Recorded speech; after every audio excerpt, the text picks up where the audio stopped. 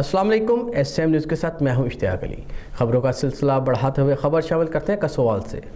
कसोवाल all division conference सीरत नबी सल्लल्लाहु अलैहि वसल्लम क्विज़ मुकाबला करवाया गया, जिसमें 50 से ज़्यादा स्कूलों ने हिस्सा लिया और जीतने वाली टीम को 5,000 रुपये और बीमा ट्रॉफी दी गई।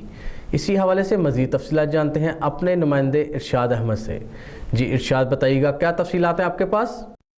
जी बिल्कुल, तफसीलात के मुताबिक कसवाल आल डिवीज़न कॉन्फ्रेंस सीरतुल नबवी सल्लल्लाहु अलैहि वसल्लम क्विज़ मुकाबला एंड सीरतुल conference Payam Mashriq school system कसवाल का आगाज़ तलावत कुरान पाक से किया गया, जिसमें 50 से ज़्यादा स्कूलों के बच्चों ने मुकाबले में हिस्सा लिया, जिसमें जीतने वाली टीम में इनामात तकसीम किए गए।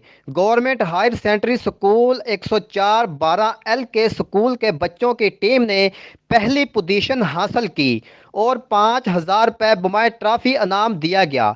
दूसरी पोजीशन कैद आज़म स्कूल कसवाल की बच्चियों की टीम ने हासिल की, जिनको 3,000 रुपये बुमाए ट्रॉफी इनाम दिया गया।